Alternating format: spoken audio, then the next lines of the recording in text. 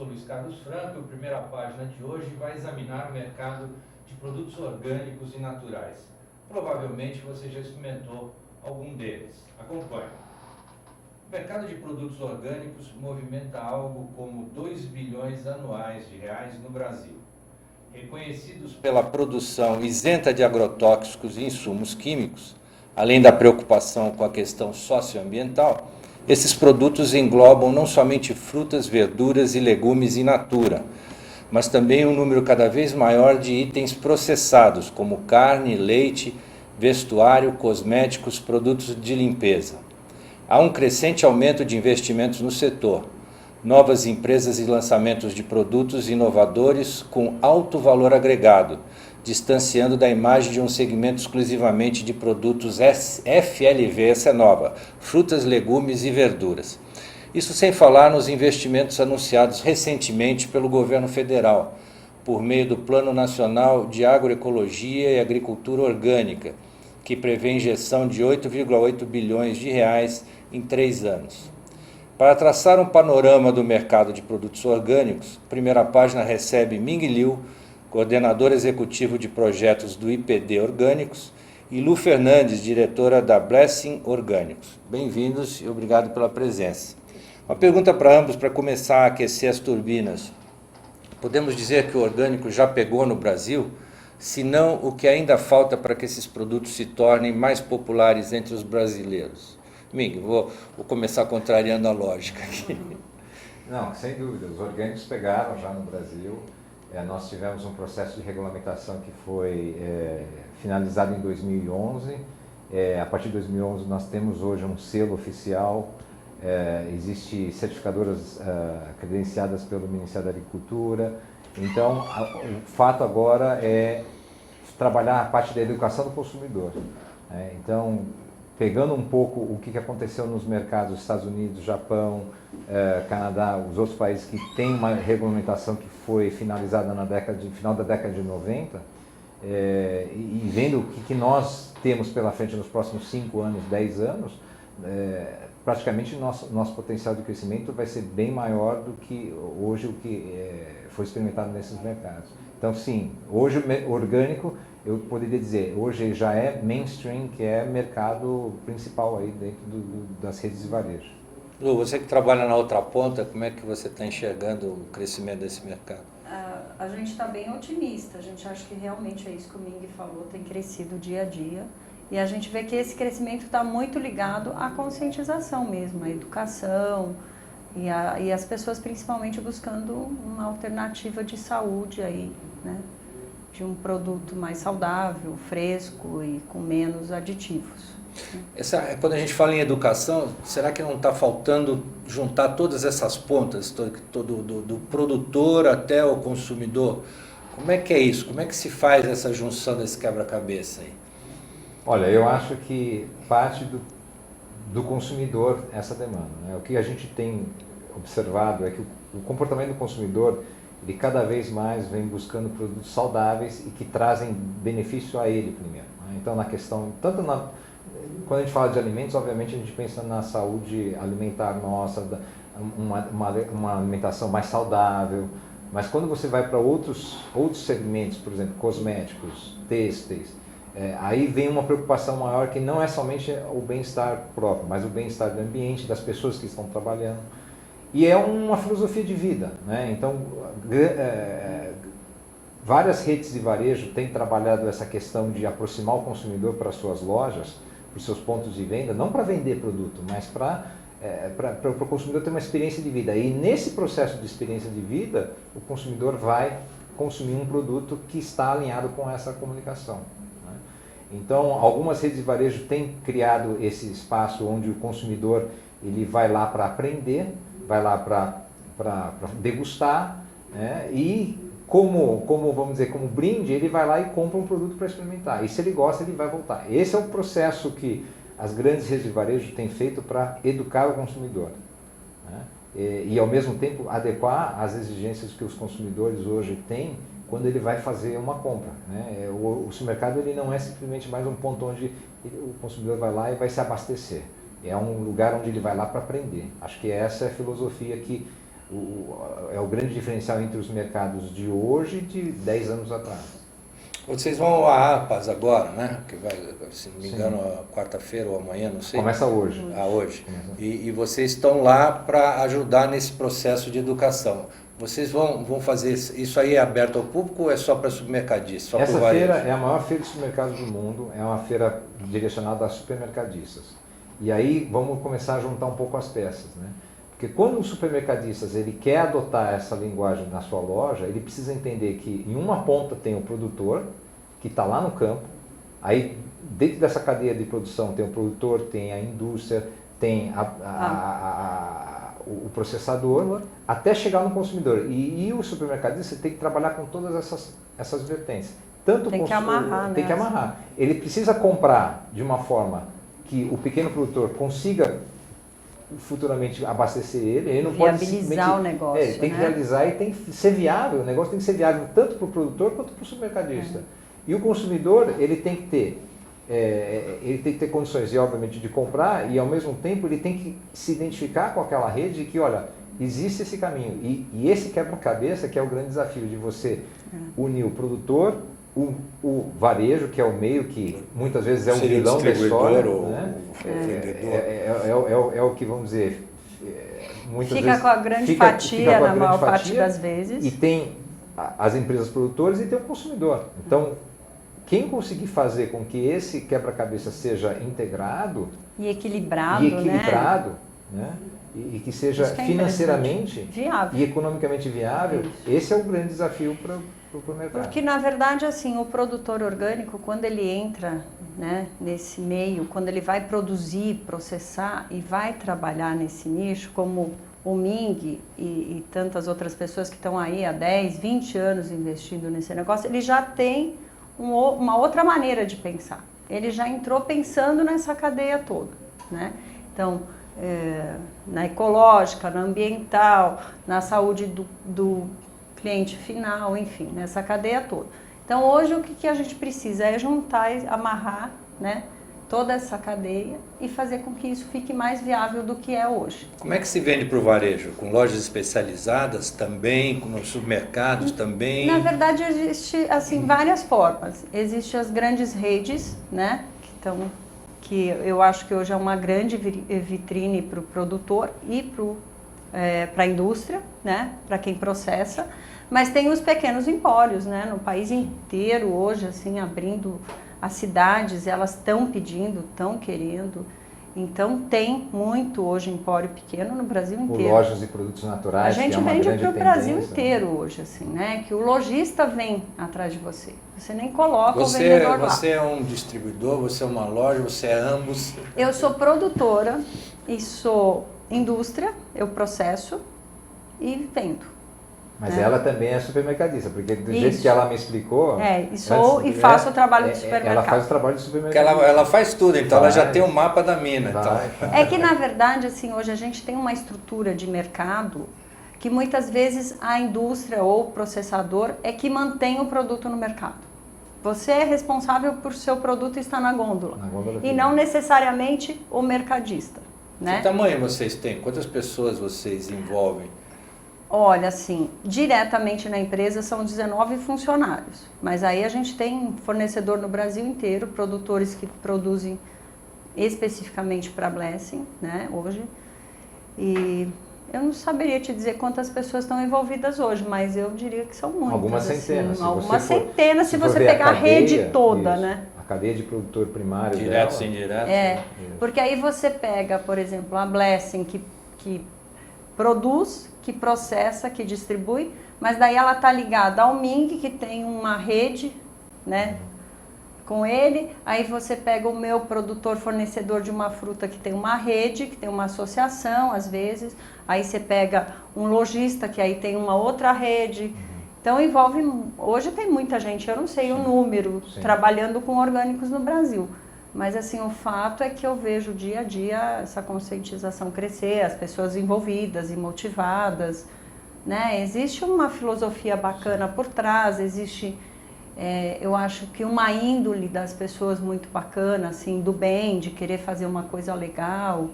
e de querer que seja legal, né? Não, são produtos que têm Um perfil, né? hedonista, né? Então, as pessoas são pessoas que antigamente, vamos dizer, na década de 60 e 70, aquela pessoa saudável era o paz e amor, né? Então, hoje, aquela pessoa que quer produto saudável tem um perfil diferente, né? Então, acho que essa mudança faz com que, e eu acho que a empresa dela, ela conquistou um espaço onde, quando nós começamos o projeto em 2005, era uma grande dificuldade, era o que você falou, basicamente era a FLV, né? Eram poucas empresas que investiam em agregar valor a esse produto.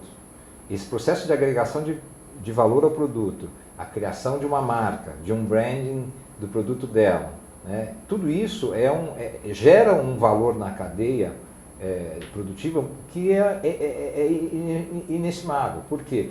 Porque a gente parte de um produtor que simplesmente trabalha produto natural e entrega na gôndola e é um produto perecível para um processo onde envolve capacitação, investimento, adequação de embalagem, marca, são vários conceitos, tanto mercadológicos quanto estruturas financeiras de uma empresa, né? Que eleva o valor agregado dentro da cadeia e que vai chegar a um momento que vai chegar na exportação, onde nós estamos atuando com maior ênfase. Então, o nosso apoio, tanto no setor primário, quanto no pessoal que processa, e eventualmente criar uma marca e amanhã agregar valor e exportar, esse é o nosso objetivo principal. E aí eu acho que a gente, e isso que é interessante de juntar as pontas, né? Porque aí eu pego um mercado que me abre espaço aqui, pego um Ming que está trabalhando lá fora, e se eu consigo fazer um produto, né? Porque assim, a gente fala que não basta ser orgânico, ele tem que ser gostoso, ele tem que ser saudável, ele tem que ser... Então envolve, né, uma gama aí de detalhes. Eu acho que assim, quando você consegue amarrar todas essas pontas e consegue ter um produto que amanhã pode ser exportado e elevar o orgânico, né, o Orgânicos do Brasil para o mundo, aí a gente começa a falar de um espaço que é o que a gente quer. Sim, sim. E que assim, se a gente for pensar em tempos de orgânico no Brasil, que a gente está no mercado, o meu sócio ele está há 19 anos produzindo, né? Mas que a gente está forte no mercado há 6. Então você veja o tempo de investimento aí. Aí você pega o Ming com esses anos todos investindo internacionalmente o orgânico. Então a gente está aí há 20 anos, Ming, talvez? Sim.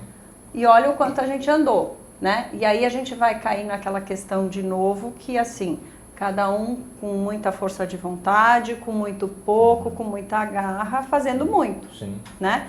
Porque hoje é que a gente começa a ver um movimento de incentivo, né, Ming, de apoiar produtor, ou, né? A gente faz tudo meio por conta, essa que é a verdade, assim, a gente meio que vai metendo a cara e vai fazendo. Vendo um pouco... A gente já exporta, Ming? Exporta. O que e que quantidade? O que pode crescer?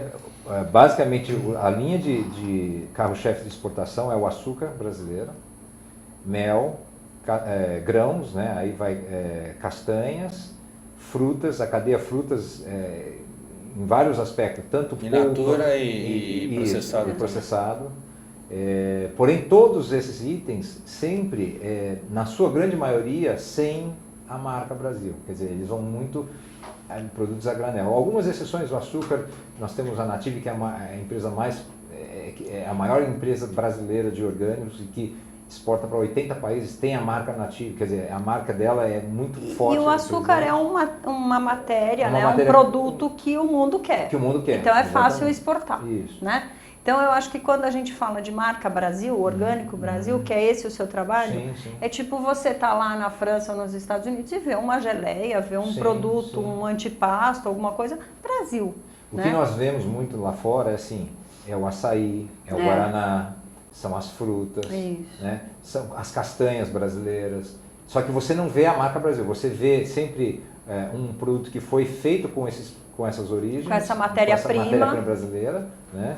e que que eles trabalham. O estrangeiro vai ganhar muito Vai mais. ganhar muito mais porque ele cria o brand. E vai levar a marca dele, não a marca Brasil, a marca individual do... A ideia, digamos assim, por exemplo, a Colômbia ultrapassou o Brasil em café especial com a marca Café da Colômbia. Café da né? Colômbia. A ideia é exatamente essa, é o produto orgânico do Brasil. Nós não temos a pretensão de criar uma espécie de, vamos ser a marca orgânica mundial. Eu acho que o mais importante é a gente estruturar internamente uma cadeia forte. Né? E uma cadeia forte, ela só vai dar certo no mercado exterior se ela estiver forte interno. Né? Porque se o mercado interno não for fraco, né? Eu vou te dar um exemplo. Pega o caso da Argentina. A Argentina, ela fez uma legislação onde ela está direcionada para a exportação. Então, ela tem uma política de desenvolvimento do setor onde ela foca a exportação. O Brasil tem uma política onde ele fortalece a agricultura familiar, o pequeno agricultor, porque tem um viés social muito forte que é a agroecologia, né? A legislação, toda a estrutura da legislação do produto orgânico brasileiro está dentro da coordenação de agroecologia do Ministério da Agricultura.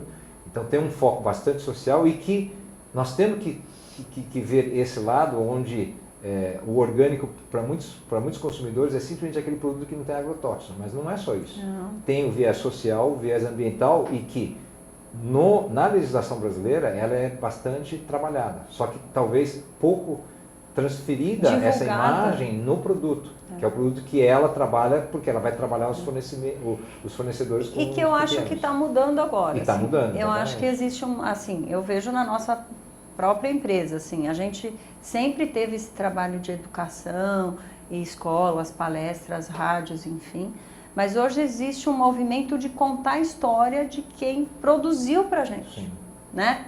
Então, assim, de contar a história daquele agricultor que antes produzia com agrotóxico ou não e que hoje tem uma cadeia, uma rede limpa, né? Então, e que vai preservar a água, que não vai deixar passivos para as próximas gerações. E aí que eu acho que a gente entra nessa nova história. Eu acho que a gente começa a contar uma nova história, né, Ming? Mas assim. Hoje o mercado mundial, o consumidor, ele não compra um produto, ele compra uma história. Uma história. E aí a gente se dá conta que a gente precisa começar a contar essa história no Brasil para que o brasileiro veja de forma diferente o produto que ele adquire. O que a gente tenta trazer para as empresas nacionais, quando a gente vai para uma feira internacional, é trazer qual a história que eles estão vendendo lá do Brasil e que nós estamos deixando passar. Isso, que a gente não conta. Não conta. Nós estamos sempre preocupados em fazer um rótulo e tal, mas a história que tem que estar no rótulo de quem está produzindo, a gente deixa passar. E isso, eu acho que isso a gente está acordando, assim, né? Eu acho que tem um movimento e aí também tem uma questão de tempo hábil, né? A gente é jovem nessa história toda, né? Somos no coeiro ainda, né? Exatamente. E assim, isso tem uma demanda de investimento financeiro, né? E que aí, só agora a gente está começando a ter o retorno desse investimento de muitos anos, você começa a priorizar onde você vai investir na sua empresa, né? E depois de um tempo você começa a perceber que dá para você ir, né, distribuindo essa verba e divulgando de forma diferente. Né? Vocês meio que já começaram a definir as diferenças, mas até para a gente deixar bem claro, assim, quais as diferenças básicas entre um produto que é cultivado no jeito tradicional, com agrotóxico, e um produto limpo, digamos assim, orgânico? Vamos as definições claras. Acho que separa. Então acho que esse é um ponto crítico que eu acho assim. A primeira coisa que tem que diferenciar é que um produto orgânico ele não é necessariamente um produto de qualidade. E isso às vezes as pessoas confundem. Né? O orgânico é uma classificação de um processo produtivo onde você empenha esforços em preservar a segurança alimentar daquele produto, no caso se for alimento. Você respeita a não contaminação ambiental no processo que é produzido, tanto no campo, no processamento, né? E você tem uma valorização da cadeia produtiva de quem está manuseando, quem está trabalhando. Então são essas três vertentes. E para esse processo, existe um processo de verificação que é uma certificação onde uma certificadora valida esse processo. Isso é o diferencial de um produto convencional, vamos dizer. O convencional não existe esse processo de verificação, tanto na questão social, para ver se, por exemplo, as relações trabalhistas com aquele grupo que está trabalhando está sendo respeitado ou não. Né? Não está vendo se aquele processo que ele está usando está causando danos à sua propriedade, ao seu lençol freático, ao meio ambiente, seu vizinho. Ao seu né? vizinho. Né? Então, são essas grandes diferenças. Na questão qualidade, é preciso esclarecer que um produto orgânico, só porque ele tem o selo orgânico, não quer dizer que ele é um produto de qualidade. Eu vou citar um exemplo que a gente teve, é a questão do café. Né? Então, nós verificamos que tem produtores que falam assim, eu tenho um café orgânico, então você tem que vender meu café lá no Japão. Eu falei assim, olha, o seu café tem um selo orgânico, tudo bem, mas vamos fazer a degustação, então vamos... E o café, pega o exemplo do café, porque o café, dependendo dentro de uma mesma propriedade, se tem um desnível de altitude, já tem uma diferença, se está perto da água, né, já tem se é assombreado, se é ensolarado, tem uma diferença muito grande. E às vezes o pequeno agricultor, ele acha assim, não, eu vou fazer todo o processo de certificar meu café orgânico e depois eu vou vender no mercado por um valor prêmio. Então, às vezes, tem que explicar para ele que, às vezes, o café, que por ele ser certificado orgânico, não quer dizer que tenha qualidade. Né? E isso vale para outros produtos. O FLV é um exemplo o disso, FLV né? é o outro exemplo. Você né? chega na gôndola, você quer uma alface bonita, Sim, você não quer uma alface amassada, nem feia, né? Porque é possível produzir bonito, né? Então, por isso que a gente fala que o produto orgânico não basta ser orgânico. Sim. Ele tem que ser saudável, ele tem que ser gostoso e aos olhos.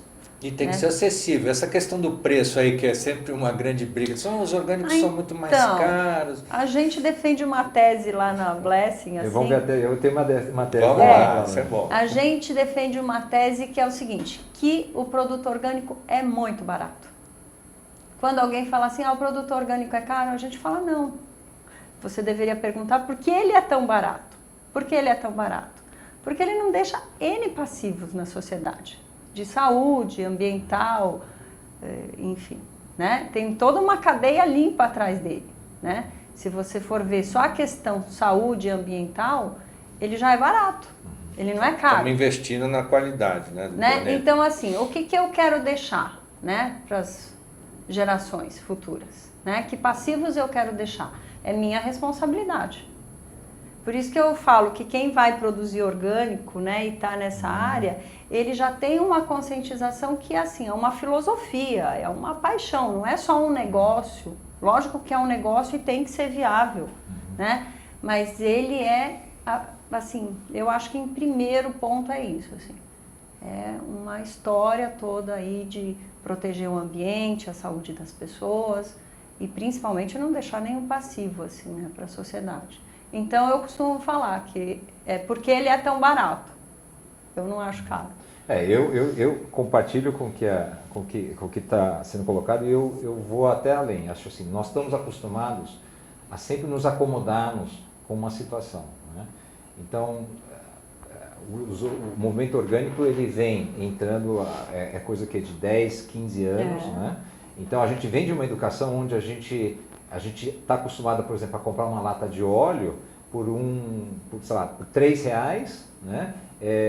Um litro de leite por R$3,90, R$4. Então a gente acha que qualquer valor acima desse patamar de preço é um absurdo para nós, sendo que veja a situação hoje de São Paulo, né, que já não tem água. Né? Então a gente está acostumado a pagar uma conta de água mensal de R$50 e de repente agora não tem água e a gente vai ter que resolver essa situação. E mesmo que você queira pagar 1.000, não vai ter.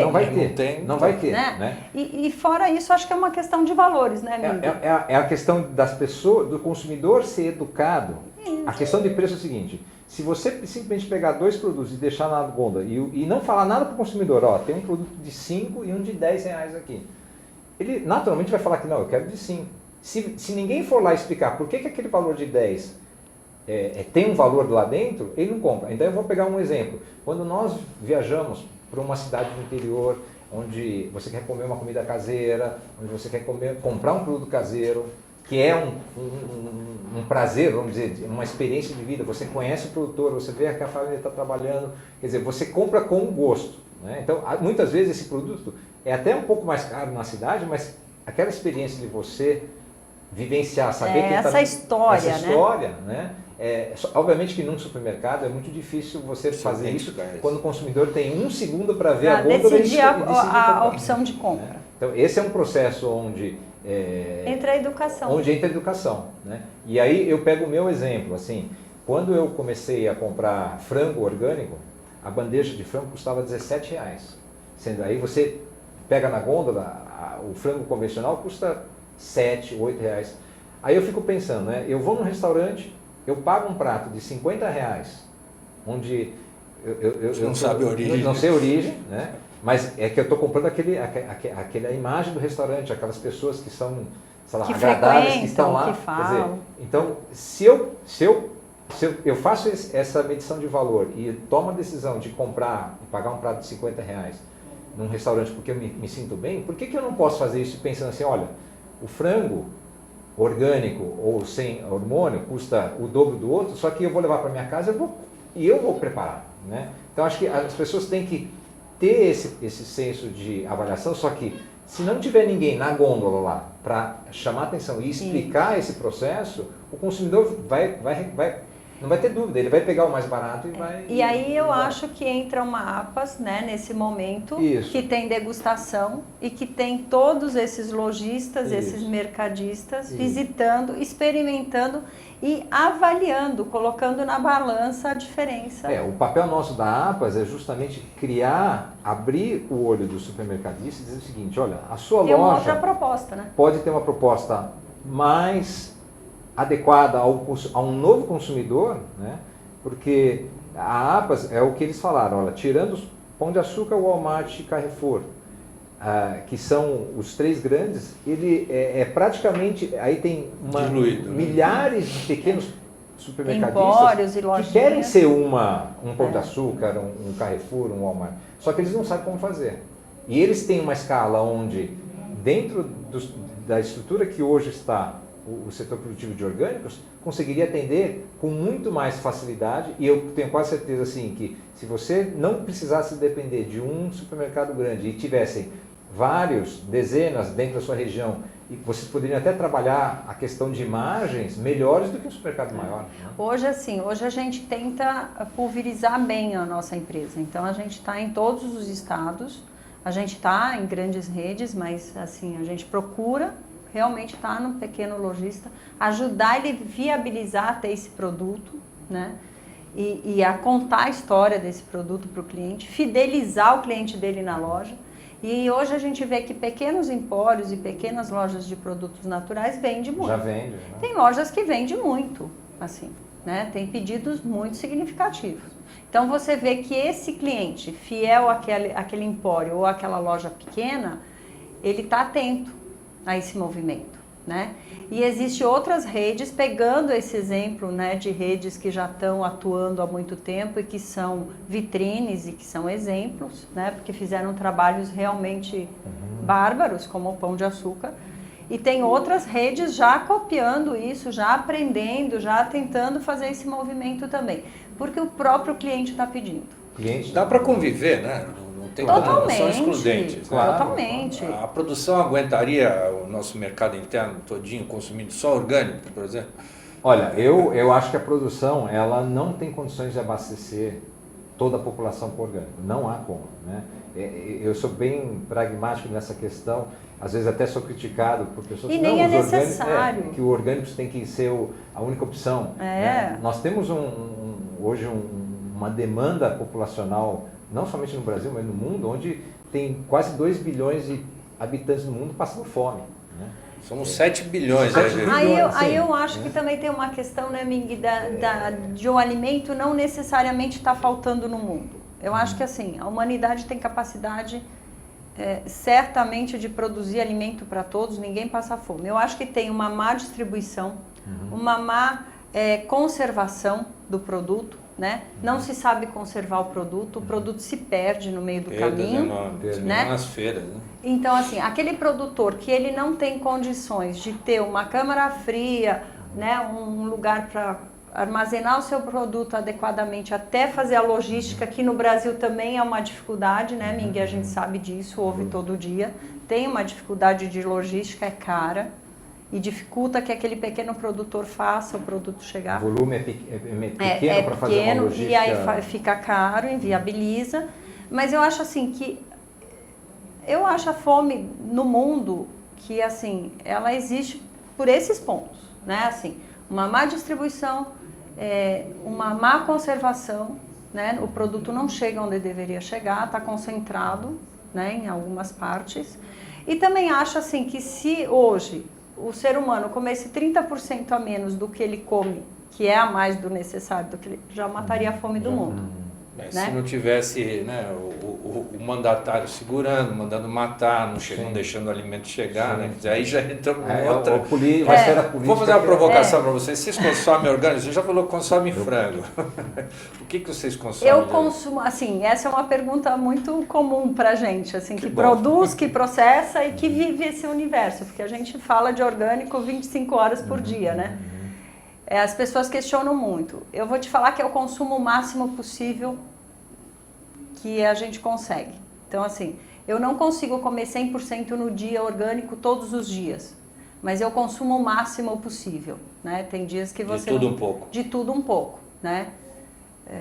Mas não dá para você consumir 100% todos os dias. E você, Ming, além do frango? Não, eu acho assim, você fez a pergunta se os orgânicos conseguiriam suprir. Eu acho que não, porque se hoje você for no mercado, você não consegue achar toda a cadeia de produtos orgânicos. Eu acho que falta muito lácteos, né? Então, frutas, legumes, carnes, frango, né? Eu consumo orgânico. Agora, cereais, a minha esposa ela tem restrição a glúten, então eu acabo procurando produtos sem glúten e que muitas vezes são orgânicos, né? Na então, maioria das vezes. Então para mim é meio que natural eu buscar a opção orgânica. Cereais eu como orgânico, né? Cereais matinais, laticídio não tem, né? Isso é um outro fator. Se você não tem acesso a esses produtos, e às vezes você tem que, por exemplo, eu moro em Curitiba, eu tenho um supermercado que fica 2 quarteirões da minha casa, e eu vou lá, e o que eu posso encontrar lá de orgânico eu consumo. Você consome. Eu poderia pegar o meu carro e ir até o mercado municipal para comprar os itens que não tem, por exemplo, carne, outros legumes, outros produtos processados. Só que, para mim, eu entendo assim, eu ter que deslocar até o mercado municipal, aí para mim é muito mais conveniente eu comprar e consumir e tentar valorizar o meu mercado local e eu conseguir incentivar. Quando não tem o produto, você olha, por que você não tem aquele suco de uva orgânico que tem lá? Trazer para perto, né? Traz para perto. Se cada um... Esse é um exercício que eu faço. Esse é um movimento bacana. Que quando eu vou num restaurante, eu sei que não tem orgânico, mas eu pergunto para o garçom, falo assim, olha, você tem algum produto orgânico? Eu sei que ele vai falar que não, mas se cada um de nós planta a sementinha. Fizer essa pergunta, um dia o dono do restaurante vai falar assim, olha, o que vocês estão ouvindo aqui do consumidor? Eu ouvi um cara pedindo orgânico. E aí ele associar com um outro fato, talvez até da família dele consumir um produto orgânico, ele vai começar a falar assim, poxa, de repente eu posso oferecer no cardápio um suco orgânico, um item. Que ele ofereça um item no cardápio dele orgânico já é muito para o setor. Agrega muito para o setor. Então acho que esse é o movimento que a gente faz e que a gente tenta colocar. E não essa questão de nós vamos dominar, vamos colocar 100% orgânico. Porque aí é uma pretensão muito alta e que a gente sabe que não vai acontecer. Né? E até porque tem muita gente produzindo legal no Brasil que não tem o selo orgânico, que não é certificado. Sim. Porém é um orgânico, porque é aquele orgânico do tempo dos nossos avós, de 40, 50 anos atrás. É o agroecológico. Isso, que não é orgânico, não tem selo, não consegue pagar uma certificadora porque tem um valor mesmo, né? E aí às vezes a propriedade não viabiliza, mas que é orgânico e que é natural. E tem outras empresas que produzem um agrotóxico com menos quantidade de agrotóxico. Então, hoje tem já essa conscientização. Então, eu acho que tem espaço para todo mundo e quem deve determinar e decidir é o cliente no ponto de compra. O consumidor, ele conhecendo o produtor, ele não precisa ter certificação. Isso. Né? Se ele vai toda semana... Sabe a origem. Ele sabe a origem. Exatamente. Né? Lá em Curitiba tem as feiras locais de orgânico. Então, eu vou em uma que fica na Praça da Ucrânia. Eu chego lá todo final de semana, eu sei que são os mesmos. Né? É aquela ideia. Eu nasci em São Paulo e a minha mãe frequentava feiras de rua. E a gente conhecia lá, chamava, ô Dona Maria, não sei o quê. Então, quando você conhece quem está produzindo, você não precisa de certificado, não precisa de ter o selo do Ministério da Agricultura. Você vai comprar na confiança e não no relacionamento. E isso está se trazendo para o nosso se resgatando, mercado, né? Só que numa outra esfera, de um mercado, de um supermercado multinacional hoje, né? Não, e a gente viu isso muito ano passado, né, Ming, nos Estados Unidos, né? Sim. Que grandes produtores de tomate ou de frutas, eles contam a história. Conta a história no supermercado. E estão em grandes redes, vendendo muito. Às vezes, alguns colocam uma foto, olha, esse é o que produziu esses tomates que você está... Então, às vezes, o display não é que nem numa feira, mas é uma coisa sofisticada, e aí você tem a imagem do produtor. E até assim um pequeno mapa da propriedade, onde está a propriedade. Sim. Então esse tomate foi dessa gleba, eu colhi ali, né? E conta a história até onde chegou.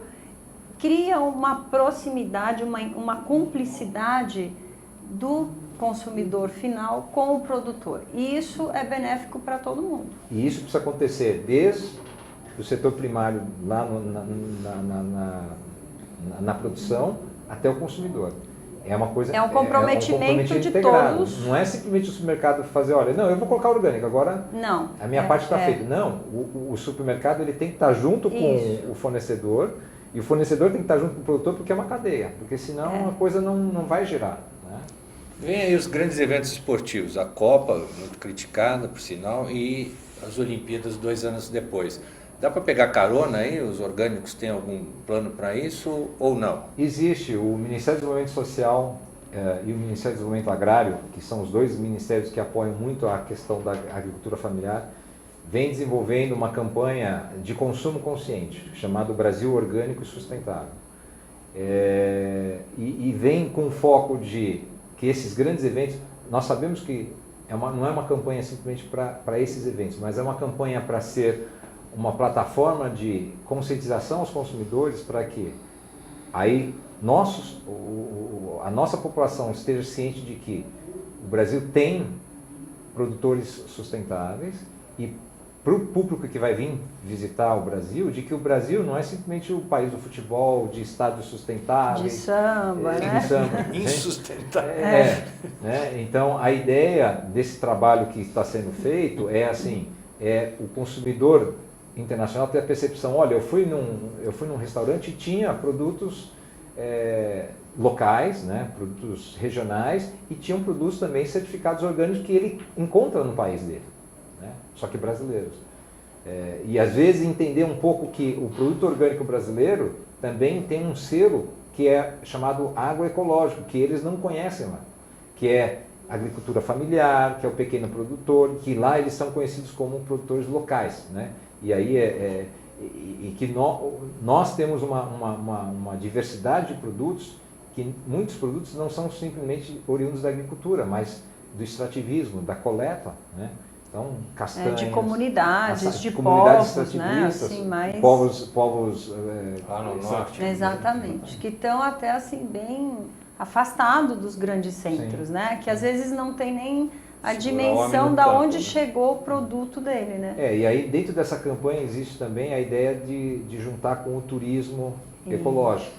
Então muitas cidades, muitas localidades, muitas regiões podem alinhar o turismo ecológico com o produto, com a sua atividade econômica, e que isso é uma coisa puxando a outra, é uma experiência, né? De visitar um local, de consumir seus produtos, de conhecer sua cultura. Eu acho que, na verdade, assim, para Olimpíadas, esse processo todo vai estar muito melhor divulgado e vai ser muito melhor distribuído, divulgado do que para a Copa agora, né? Porque foi um movimento que começou mas que ainda não está completo e está em desenvolvimento.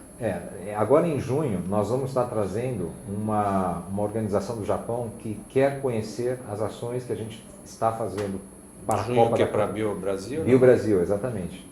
É uma pessoa da JONA, que é a Associação de Certificadoras do Japão. Porque eles vão adotar na Olimpíadas do Japão o refeitório dos atletas orgânicos. E isso já está dentro do plano do projeto deles. Nós tínhamos esse plano estratégico em 2007 de fazer essa provocação, mas o nosso setor não estava apto a fazer essa oferta logística para um evento desse. Então, a campanha que a gente vem apoiando, o Ministério do Desenvolvimento Social, o Ministério do Desenvolvimento Agrário, aí as empresas, e nós trazendo o setor privado, é que a gente cria essa consciência, né? Então, que eu acho que daqui a 2 anos vai estar assim, muito mais elaborado e fechado do que esse ano para a Copa. Tá muito sim. Então é um projeto que vem há muitos anos sendo implantado, mas que vai surtir, eu acho, mais efeito para Olimpíadas do que necessariamente para a Copa.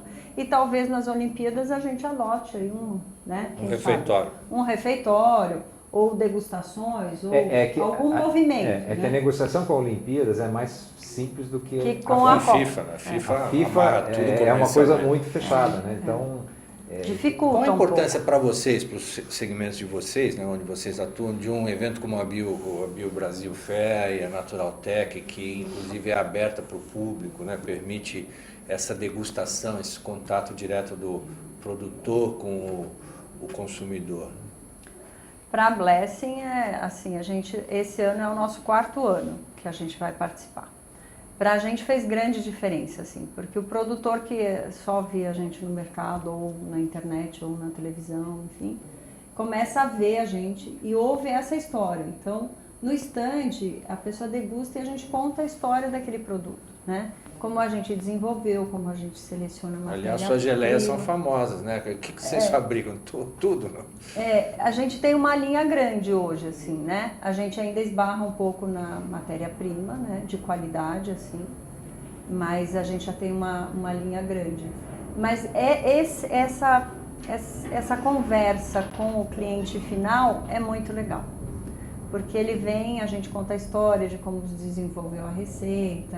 Enfim, a gente tem um vídeo que passa na feira que conta um pouco a história do sítio, da produção, porque a nossa produção toda é feita num sítio no alto da Mantiqueira. Então, com água mineral, né? E no meio de uma mata. Então, tem toda uma história por trás que é a história ambiental, né?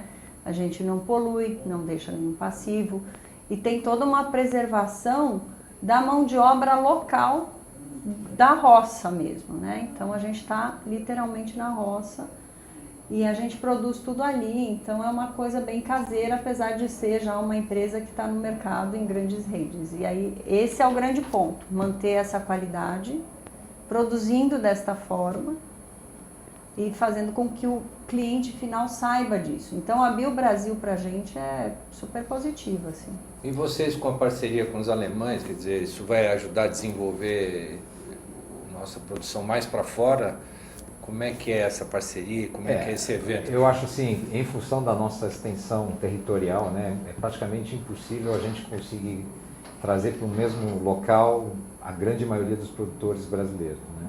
Então, a oportunidade da BioBrasil e a Biofá é a maior feira de orgânicos do mundo. Então, traz uma visibilidade muito forte para o mercado internacional de vir conhecer o que o Brasil está produzindo. Esse é do lado da exportação. Do lado nacional, aproxima os elos do varejo, e aí tanto supermercados, lojas, restaurantes, hotéis que estão querendo, vai possibilitar trazer um grande volume de produtores nacionais, e aí eu digo praticamente 80%, 90% das empresas que produzem hoje e têm produtos no varejo vão estar nessa feira.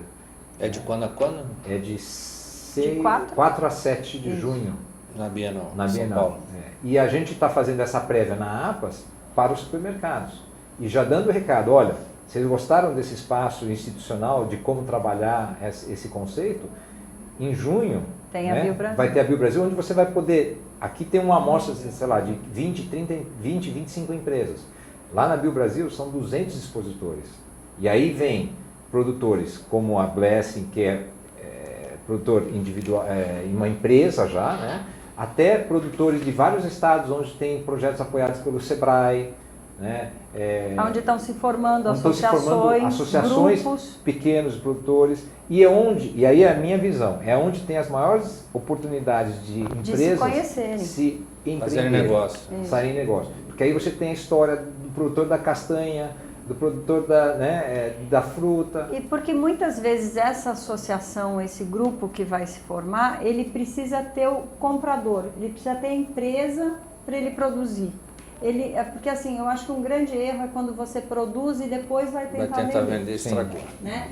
Então você precisa ter essa conversa, essa negociação e até uma parceria, como a gente costuma fazer, né, com os nossos fornecedores. Então a gente faz uma parceria e eles produzem, são fiéis, e a gente também, cada um cumpre a sua parte, e eles conseguem produzir com segurança. E ele traz uma função também para quem quer entrar no setor, de falar assim, olha, deixa eu ver o que é isso, né? Isso. Deixa eu ver quem está lá, se é difícil. Qual o tamanho do passo que eu posso dar. Exatamente. Gente, a conversa devia ter parte 2, porque é muito interessante. Infelizmente, estou me apertando no tempo. Eu queria, para fechar, que vocês abordassem a questão da merenda escolar com orgânicos. Que estágio que ela está? Então, existe um plano nacional chamado PENAI, que é o governo federal criou uma lei onde todas as escolas municipais do Brasil, elas podem comprar até 30% de sua merenda vindos de produtos da agricultura familiar. E dentro da agricultura familiar são os orgânicos. Alguns estados já têm, alguns municípios já têm isso instalado, funcionando. Vou citar o exemplo do caso do sudoeste do Paraná, né, Foz do Iguaçu, alguns municípios da região metropolitana de Curitiba já tem isso já estabelecido e chegando nesse nível de 30%. E o grande desafio foi criada essa lei que com certeza facilita muito o acesso do pequeno produtor viabiliza a negociação, né? Essa negociação, né? Porém ainda é um desafio de organizar a cadeia. De novo. Mas é um potencial de crescimento imenso. Sim, sem dúvida. E já está sendo um vetor de crescimento em alguns municípios onde tem pequenos produtores se organizando. E é um passo para o próximo o processo de empreendedorismo dele. Porque a grande questão ainda está nessa de você organizar o grupo, conseguir formar um projeto e elevar para a escola ou para o hospital, ou seja, para uma outra entidade. A parte estratégica para se dar certo com as escolas é trabalhar com as merendeiras. Quem organiza né? E ter um grupo que abasteça aquela quantidade desejada. E aquela gama de produto que é necessário para a alimentação. Então, isso ainda é uma questão que eu acho que está sendo trabalhada e que deve ser apoiada, incentivada. Mas já é a primeira política, já é uma realidade. É uma política pública que deu certo. Que deu certo e que está sendo construída. Que bom, né? Achar alguma coisa que dá certo nesse país. Eu queria agradecer a presença dos dois e dizer o seguinte, semana que vem nós temos um outro assunto tão interessante quanto, que é o que os astros reservam para o nosso mercado, para o seu negócio nesse restante de ano. Uma boa semana e obrigado.